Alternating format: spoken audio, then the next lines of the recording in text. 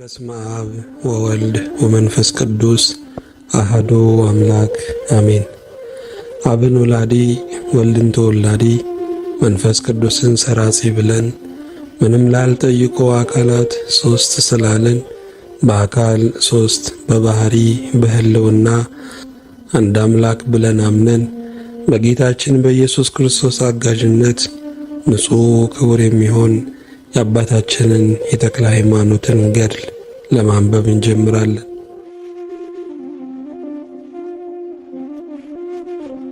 የልመናው ኃይል ያድነን፣ ከኢትዮጵያም ጥፋትን ያርቅ። ከብሉይ ሰውነት በአዲስ ሰውነት ለውጦ በልጅነት ያክብረን። በመንግሥተ ሰማያት መጻተኛ እንዳንሆን በዚህ ዓለም የክርስቶስን ስም ወራሽ እንድንሆን በሚመጣው ዓለም በመንግሥተ ሰማያት ክብሩን የምንወርስ ያድርገን በእውነት ለዘላለሙ አሜን።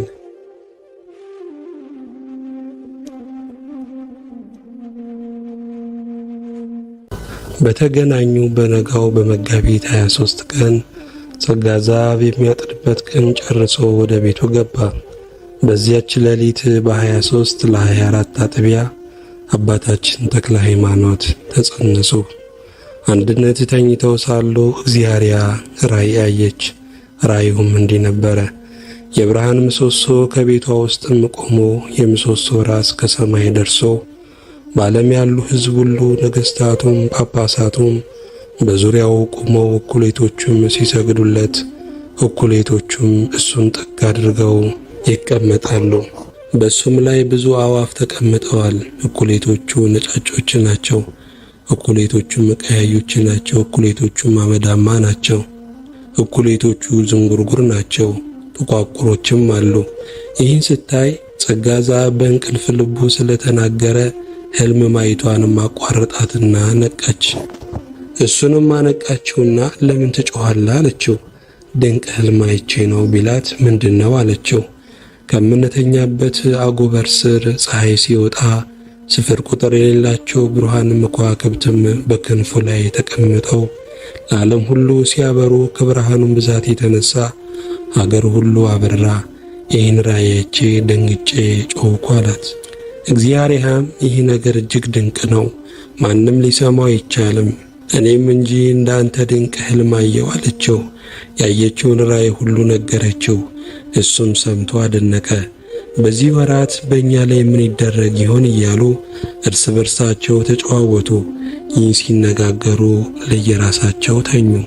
እግዚአብሔርን ተኝታ ሳለች የመላእክት አለቃ ቅዱስ ሚካኤል ታያትና አነጋገራት። ቀድሞ ወንድ ልጅ ትወልጃለሽ ብዬ ነገርኩሽ፣ የተመረጠ ልጅ ዛሬ በማኅፀንሽ ተጸነሰ። በእግዚአብሔርና በሁለት ወገን ድንግል በምትሆን በእናቱ በክብርት እመቤታችንም ዘንድ የተወደደ ነው። በመላእክት ዘንድ እጅግ የከበረ ነው። ከብዙ ሥራው ለአንዲቱ ሰማይና ምድር መጠኑ አይሆንም። ይህን ከነገራት በኋላ ተሰወራት። ለጸጋ ዛብም ለሷ እንደነገራት ነገረው። ዳግመኛ ጸጋ ዛብ በተኛሽበት ጊዜ ምን አየሽ አላት። የመላእክት አለቃ ቅዱስ ሚካኤል ታየኝና ተነጋገረኝ አለችው። የነገራትንም ሁሉ ነገረችው። እሱም ለእኔም እንጂ እንዳንቺ ነገረኝ አላት። እግዚአብሔር የሠራላቸውን ሥራ እያደነቁ ተቀመጡ። ከዳሞት ያመጣችውንም የጌጧን ልብስ ሽጠው ከቤታቸው ምንም ሳያስቀሩ ለድሃ ሰጡ። ቀድሞ የመላእክት አለቃ ቅዱስ ሚካኤል እግዚአብሔርን ከምርኮ በመለሳት ጊዜ እናንተን እግዚአብሔር ይጠብቃችኋል፣ የሚያሳጣችሁ የለም፣ ይህን ሁሉ የወርቅ ልብስም ጌጥሽን ለድሃ ስጪው ብሎ ነግሯት ነበርና እነሱም እንዳዘዛቸው አደረጉ። ካዘዛቸውም አንዲት እንኳን አላስቀሩም። እሱም ያሻቸውን ሁሉ አላሳጣቸውም፣ እግዚአብሔር ወዳጆቹን እንዲቸገሩ አያደርግምና።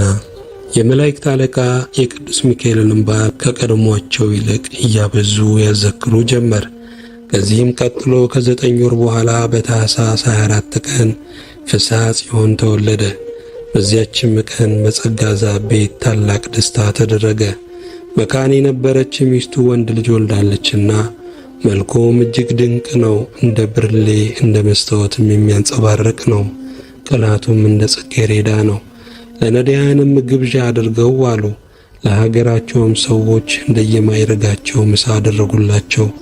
በዓሉንም ካከበሩ በኋላ ለእግዚአብሔርና ለጸጋ ዘአብ እግዚአብሔር ያደረገላቸውን በጎ ሥራውን ሁሉ እያደነቁ ወደ የቤታቸው ተመልሰው ገቡ። ይህም እግዚአብሔር የመረጠው ልጅ በተወለደ በሦስተኛው ቀን ይህችውም የጌታችን የመድኃኒታችን የኢየሱስ ክርስቶስ የትንሣኤው መታሰቢያ በምትሆን በታወቀች ቀን በዕለተ ሰንበት ማለት ነው። ከቀኑ በ3 ሰዓት ይህ ብላቴና እጆቹን አንስቶ ወደ ሰማይም ተመልክቶ እግዚአብሔርን በማመስገን እንዲህ ብሎ አሰምቶ ተናገረ። ከወልድ ከመንፈስ ቅዱስ ጋር በባህሪ በሕልውና አንድ የሚሆን አብ በአካል በስም ልዩ ነው። ከአብ ከመንፈስ ቅዱስ ጋር በባህሪ በሕልውና አንድ የሚሆን ወልድ በአካል በስም ልዩ ነው። ከአብ ከወልድ ጋር በባህሪ በሕልውና አንድ የሚሆን መንፈስ ቅዱስ በአካል በስም ልዩ ነው ብሎ አመሰገነ። በ3 ሰዓት በቅዳሴ ጊዜ መንፈስ ቅዱስ ወደ ወደደበት ስለሚወርድ ሕፃኑም መንፈስ ቅዱስ ሲወርድ አይቶ እሱ እንዳስተማረው ለፈጣሪው እየተገዛ ይህን 3 የምስጋና ቃል አቀረበ። እናቱም ከተመረጠ ልጇ ይህን ልዩ ምስጋና ሰምታ በልቦኗ እያደነቀች ልጄ ፍስሐ ጽዮን ምን ትላለህ? ይህ ቃል የአባትህ ሥራ ነው፣ ላንተ ግን የሚገባ ጡት መጥባት ነውና። ባሏ ጸጋ ዘአብ ተመልሶ ወደ ቤቱ በገባ ጊዜ ልጁ የተናገረውን ነገር ሁሉ ነገረችው። ጸጋ ዘአብም ነገሩን ሰምቶ አደነቀና ልጄ እግዚአብሔር ያሳድግ ብዙ ዘመን ያኖረ በቤተ እግዚአብሔርም እንዲህ እያልክ ስትቀድስ አይ ዘንድም እመኛለሁ አለው። ይህንም ብላቴና መላእክት ክንፋቸውን እየጋረዱ ዘወትር ይመግቡታል። እሱም ክንፋቸውንም ሲጋርዱት ባያቸው ጊዜ ከእነሱ ጋር ይጫወት ነበረ። ሁል ጊዜ ይስቅ ነበረ እንጂ ሕፃናት እንደሚያለቅሱ አያለቅስም ነበረ። ቅኖች ሰዎች ዘወትር ደስ ይላቸዋልና። የሚነጹበት ቀን በደረሰ ጊዜ በ40ው ቀን በኦሪት እንደተጻፈው ስም ያወጡለት ዘንድ ሕፃኑን ወደ ቤተ መቅደስ ወሰዱት። ከቤተ መቅደስም በደረሱ ጊዜ አጥምቀው ስሙን ፍስሐ ጽዮን አሉት። ትርጓሜውም የጽዮን ደስታዋ ማለት ነው። ባማረ በተወደደ ትምህርቱ ቤተ ክርስቲያንን ወይም ምእመንን ደስ ያሰኛት ዘንድ በጽኑም ሃይማኖቱ ሥራዋን ያጸና ዘንድ አለውና። ወደ ቤታቸውም ተመልሰው ከገቡ በኋላ የመላእክት አለቃ ቅዱስ ሚካኤል ጸጋ ዘአብን በሕልሙ ተገልጾ ቀድሞ የተመረጠ ልጅ በአብራክ አለ ብዬ ነገርኩ ይህ ነው፣ ስሙም ፍስሐ ጽዮን አይደለም፣ ስሙ ሌላ ነው፣ ካንተ የተሰወረ ነው፣ በልበ ሥላሴ ተጽፎ ያለ ነው እንጂ አለው። ጸጋ ዘአብም ጌታዬ ስሙ ማን ነው ንገረኝ ብሎ ቢጠይቀው ስሙን ልነግርህ አልተላኩም፣ ነገር ግን ይህ ብላቴና በተጸነሰ ጊዜ አንተም ሚስትህም ያያችሁትን ሕልም ልተረጉምላችሁ ታዝዣለሁ እንጂ አለው። ጸጋ ዘአብም በል ጌታዬ ተርጉምልኝ ቢለው የመላእክት አለቃ ቅዱስ ሚካኤል ፀሐይ ከቤት ስትወጣ ያየኸው ከአብራክ የተከፈለ ይህ ልጅ ነው። በብርሃኑ ብዛት ከምዕመናን ላይ የኀጢአትን ጨለማ የሚያርቅ በክንፉም ላይ ታዝለው ያየሃቸው ከዋክብት በመንፈስ ቅዱስ ይወለዱ ዘንድም ያላቸው ልጆቹ ናቸው። ሚስትህም በቤታችሁ ላይ የብርሃን ምሰሶ ቆሞ ራሱ ከሰማይ ደርሶ ያየችው ይህ ልጅህ ነው። ነገሥታቱ ጳጳሳቱም ሲገዙለት ያየችውም በእውነት ጳጳሳቱ ነገሥታቱ ይሰግዱለታል፣ አሕዛብም ይገዙለታል። ለሁሉም አምባ መጠጊያ ይሆናል። ከነገሥታቱ በላይ ሆኖ ይኖራል። ታምራቱ ከዛፍ ፍሬ ይበዛል፣ ስፍር ቁጥር የለውም። እንደ ሳር ምድርም ጸንቶ ይኖራል። ስሙም ለዘላለም ሲመሰገን ይኖራል። ሰማይ ከምድር በላይ እንደሆነ የእሱም ስም አጠራሩ እንደሱ ካሉ ከቅዱሳን ምዕመናን በላይ ሆኖ ይኖራል። የሕልማችሁ ትርጓሜ ይህ ነው አለው። ይህንን ከነገረው በኋላ መልአኩ ከሱ ተሰወረው። ጸጋ ዘአብም ከእንቅልፉ ተነስቶ ሚስቱን እህቴ ዛሬ በዚች ሌሊት ምን አየሽ አላት። ያየሁት የለም፣ ሌሊቱን ሁሉ እንቅልፍ ጸንቶብኝ አደርኩ እንጂ አለችው። እኔስ ግሩም ሕልም አየሁ አላት። ቀድሞ ይህ ብላቴና በተጸነሰ ጊዜ ያን ያየነውን ሕልም የመላእክት አለቃ ቅዱስ ሚካኤል ተርጉሞ አስረዳኝ ብሎ የተረዳውንም ሁሉ ነገራት። እሷም ሰምታ አደነቀች። ከዚህ ከብላቴና የተነሳ የሚደረገው ምን ይሆን? የእግዚአብሔር ኃይል አድሮበታልና ተባባሉ። ፍስሐ ጽዮንም 1 ዓመት ከ3 ወር ከሆነው በኋላ በሸዋ ክፍለ ሀገር ረሃብ ሆነ። ይልቁንም በዞረሪ አውራጃ ጸና። እግዚአብሔርም ጸጋ ዛብን እንዲህ አለችው፣ እነሆ የመላእክት አለቃ የቅዱስ ሚካኤል በዓል ደረሰ። በእጃችን ምንም የሌለን ምን እናደርጋለን? ወይንስ ሳንሞት በዓሉን እናስተጓጉላለን? አሁንም እግዚአብሔር የምናደርገውን ያመልክተን ዘንድ ወደ ቤተ መቅደስ ሂደ ወደ እግዚአብሔር አመልክት አለችው። ይህንንም ስትናገረው እንባዋን እያፈሰሰች ነበረ። ጸጋ ዛብም የመላእክት አለቃ የቅዱስ ሚካኤል በዓሉ ታጎለብኝ ብላ ሚስቱ ስታለቅስ ባየ ጊዜ ልቡ ስብርብር ብሎ አዘነ። ወደ ቤተ ክርስቲያንም ሄዶ ከመቅደስ ገብቶ በእጄ ምንም የለኝ፣ የመላእክት አለቃ የቅዱስ ሚካኤል በዓል ሊታጎልብኝ ነው፣ አቤቱ ጌታዬ ምን ላድርግ እያለ ከመንበሩ ላይ ተደፍቶ ያለቅስ ጀመረ። አቤቱ ልቦናዬን መርምረው፣ ፈጣሪም ንጉሴም አንተ ነህ። ወደ አንተ አንጋጥጣለሁ፣ ልመናዬንም ወደ አንተ አቀርባለሁ። ችግሬንና ሐሳቤን ላንተ እናገራለሁ። ከሲና በረሃ ጀምረ እስከ ቃዴስ በርኔ ድረስም በባለሟል በመላእክት አለቃ በቅዱስ ሚካኤል እጅ እስራኤልን መና የመገብካቸው አንተ ነህ። ዛሬም አንተ ነህና እንደማደርገው ነገር አመልክተኝ። ከቤተ መቅደስ ውስጥም እንዲህ እያለ ሲለምን ሚስቱን በቤቷ ደጃፍ ተቀምጣ በኃይል ታለቅስ ነበር። የተመረጠ ልጇም ስታለቅስ አይቶ እንባዋን በጣቱ ጠረገላት። እሷም የመላእክት አለቃ የቅዱስ ሚካኤል በዓል እንዲታጎል አያውቅ ይህ ልጅ ምን ይለኛል ብላ ጡቷን አጎረሰችው። ብላቴናውም መጥማቱን ትቶ ወደ ቤት አግብኝ እንደሚል ወደ ቤት ጠቅሶ ቢያሳያትም አባባሉ አልገባትም። እሱ ግን ወደ ቤት ለመግባትም እያመለከተ ጮኸ፣ አለቀሰ። እናቱም ወደ ቤት አግብኝ ማለቱን ባወቀች ጊዜ ከቤት ምን አለኝ እያለች ልጇ ስላለቀሰ ብቻ ይዛው ገባች። ነገር ግን ጥቂት የስንዴ ዱቄት በእንቅብ ውስጥም 1 ድርጎ የሚሆን ነበረ። ይህንን እንቅቡንም ስጭኝ እንደሚል ጠቅሶ አሳያት። አምጥታ ሰጠችው። እጁን ከዱቄቱ ላይ ጫነው፣ ወዲያው መልቶ ፈሰሰ። እሷም ይህንን ድንቅ ሥራ አይታ አደነቀች። ዳግመኛ ልጇ ፍስሐ ጽዮን 2ኛውን እንቅብ አምጪ ብሎ ጠቀሳትና አቀረበችለት። እንደ መጫወትም ጥቂት ዱቄት ዘግኖ ጨመረበት። ከዚያም መላ። 3ኛውንም እንቅብ አመጣችለትና እንደ ቀደሞ መላ። እሷን ቢደክማት ገረዷንም እርጅኝ ብላ ጠራቻት። 9 እንቅብ አመጣች። በእነዚያ ሁሉ መልቶ 12 እንቅብ ሆነ። በዚያች ቀን በጸጋ ዘአብ ቤት የእግዚአብሔር በረከት መላ። ፍስሐ ጽዮንም በረከት ከሰማይ እንደ ዝናብ ሲወርድ ስላየ ደስ ብሎት ልዝለል አለ። እናቱም ይህ ልጄ እንደ ፈጣሪው ሁሉ ነገር የሚቻለው ነው ብላ አሰበች። ጥቂት ቅቤ ያለበት የቅቤ ማሰሮ አመጣችና እጁን እንደ መስቀል አማትባ ከውስጡ በጨመረችው ጊዜ በእሳት እንዳፈሉት ፈላና ፈጥኖ መላ። ገረዷ ታላቅ እንስራ አምጥታ ከቅቤው ጥቂት እየቀዳች ከውስጡ ጨመረችው። ሁሉም መሉ። የጨው ሙዳይም አምጥታ እንደ ቀድሞ አማትባ የሕፃኑን እጅ ከውስጡ ጨመረችው። ፈጥኖ መላ። ከሱም ቀርታ ከታላቅ እንስራ ጨመረች። እንደዚያው መላ። ዳግመኛም ጋን ምንቸት አቀረበች።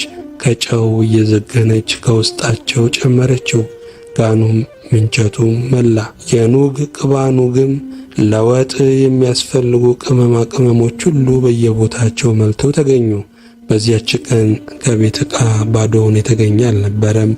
እግዚአብሔርም ይህንን ታምራት አይታ በመደነቅ ገረዷንም ጠርታ ለመላእክት አለቃ ለቅዱስ ሚካኤል በዓል የሚሆነውን ምግብ ሁሉ አዘጋጂ አለቻት። ይኸውም እግዚአብሔር በተማረከች በ2ኛው ዓመት በመጋቢት 12 ቀን ነው።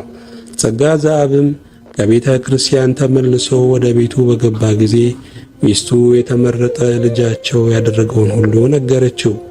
ጸጋ ዘአብም ሰምቶ እግዚአብሔርን አመሰገነ። እኛን ይቅር ብሎ ለወገኖቹ ድህነትን ያደረገ የእስራኤል ፈጣሪ ይክበር ይመስገን።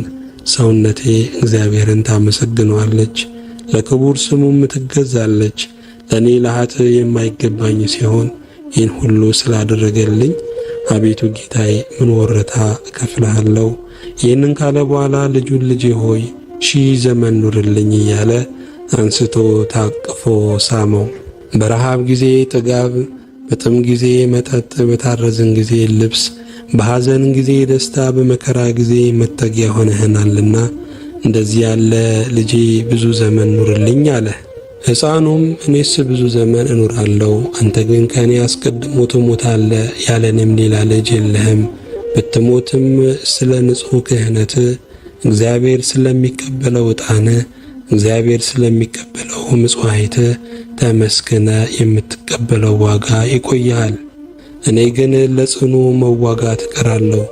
የምዋጋውም ከሥጋዊ ከደማዊ ሰው ጋር አይደለም፣ ከሰማይ በታች ዓለመ ጽልመትን ከሚገዙ ከአጋንንት ጋር ነው እንጂ። አንተ ግን አባቴ ወደ አባቶች መኖሪያ ትሄዳለህ፣ ይህችም የሁሉ መገኛ መቃብር ናት። ልጁ ይህንን በነገረው ጊዜ ጸጋ ዘአብ እጅግ ፈራ፣ እንደነገጠ። ነገር ግን እግዚአብሔርን እንዲህ ብሎ አመሰገነ። ሰማይን ምድርን የፈጠርክ ጌታ አመሰግንሃለሁ። ይህንን አዋቂዎች ነን ከሚሉት ሰውረ ለሕፃናት ገልጸኸዋልና። አዎን አባቴ፣ ከአዋቂ መሰወር ላላዋቂ መግለጽ ልማድ ነውና በእውነትም አዋቆች የምታደርጋቸው አንተ ነህ። ነገርህ ሕፃናትን ያራቅቃል። አንተ በመረጥከው በዚህ ልጅ ላይ የምታደርገውን ታምራት ሁሉ ለእኔ ልትገልጽልኝ አይገባኝም። ከዚህ ሁሉ በኋላ እያመሰገነ ልጁን እንዲህ አለው፣ ሕጉን ሥርዓቱን ታውቅ ዘንድ ዕውቀቱን ለሰጠ ለእግዚአብሔር ክብር ምስጋና ይግባው። ከዚህ በኋላ ብዙ ምግብ አዘጋጅተው በመጋቢት 12 ቀን በሊቀ መላእክት በቅዱስ ሚካኤል ስም ታላቅ በዓል አደረጉ። ለድሃው ሁሉ እናት አባት የሌለውን ለማጽናናት፣ ለተቸገሩት ሁሉ ለዘመዶቻቸውም ለሀገሩም ሰው ሁሉ ታላቅ ምሳ አደረጉ። የተሰበሰቡትም ሰዎች በሀገራችን እህል የለ፣ በዚህ በረሃብ ዘመን ይህን ያህል ምግብ ከየት አገኙ? እኛም እኮ የሊቀ መላእክት የቅዱስ ሚካኤልን ዝክር ብናዘክር እንዲህ ባገኘን ነበር እያሉ አደነቁ። ልጃቸው ፍስሐ ጽዮን ከተወለደ ወዲህ እጅግ ከበሩ ያሉም አሉ። በልተው ከጠገቡ በኋላ ይህን እየተባባሉ ወደ ሀገራቸው ተመልሰው ገቡ። እግዚአብሔርና ጸጋ ዘአብም የረሃቡ ዘመን እስኪፈጸም ድረስ ለሀገሩ ሰው ሁሉ ይህንን እየመገቡ ተቀመጡ። ይህም የስንዴ ዱቄት እስከ ብዙ ቀን ድረስም አልተፈጸመም። ዱቄቱ ብቻ ሳይሆን ለምግብነት የሚፈለጉ በልጃቸው እጅም የተባረከው ሁሉ ጨውም ቅቤውም እስኪሞቱ ድረስ አልተፈጸመም። እግዚአብሔርና ጸጋ ዘአብም በልጃቸው በፍስሐ ጽዮን እጅ ይህ ሁሉ ስለተደረገላቸው ደስ ብሏቸው በመዓልትና በሌሊትም እግዚአብሔርን እያመሰገኑ ተቀመጡ። ከዚህ በኋላ ዳግመኛ እግዚአብሔር በልጇ በፍስሐ ጽዮን እጅ ታላቅ ታምር አደረገች። አንድ አገረ ገዢ ሰው በእነሱ አካባቢ ሲያልፍ እጅግ ተርቤያለሁና ምሳ ብይኝ አላት። መጠጥ የለኝም እንጂ ምሳስ በሰጠው ነበር አለችው። መጠጥ በተገኘ ደግ ነበር፣ ነገር ግን ያልሽኝን ስጭኝ አላት። እግዚአብሔርም መጠጥ ስለሌላት እጅግ እያዘነች ወደ ቤት ገባች። በልቦኗ የተመረጠ የዚህ ልጅ ፈጣሪ እንደ ልማድ ታምራት አድርግልኝ አለች። በዚህ ልጅ እጅ ኃይለ እግዚአብሔር አድሮበታልና እያለች በማሰብ ገረዷንም ለጌታ የሚሆን ገበታ ስሪ ብላ አዘዘቻት።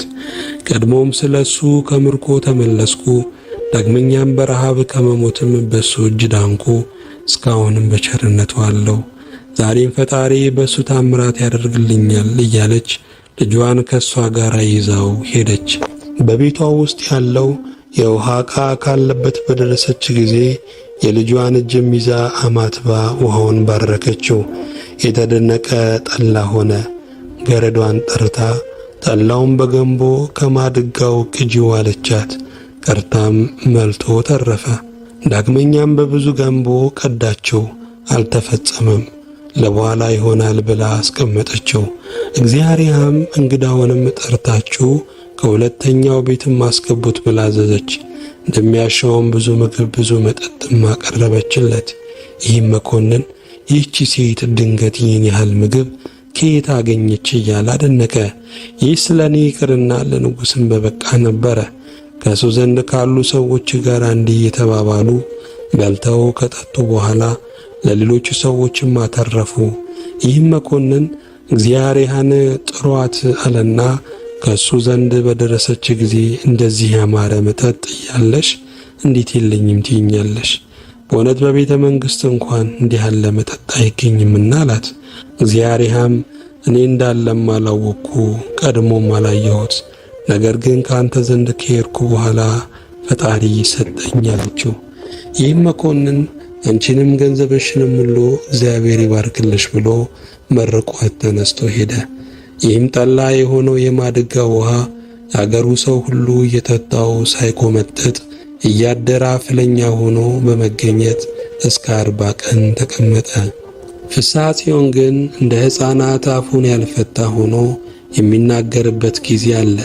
እንደ 20 ዘመን ጎልማሳም ሆኖ በጽኑ ነገር የሚናገርበት ጊዜ አለ። ለእናቱም በሱ እጅ ብዙ ታምራት ተደረገላት። እሷም የፈለገችውን ሁሉ ታገኝ ነበረ። ይህም የተመረጠ ልጅ ብዙ ታምራት እያደረገ አደገ። የክቡር አባታችን የአቡነ ተክለ ሃይማኖት ጸሎቱ በረከቱ ከሁላችን ከሕዝበ ክርስቲያኑ ጋራ ከሀገራችን ከኢትዮጵያ ጋር ይሁን ለዘላለሙ አሜን።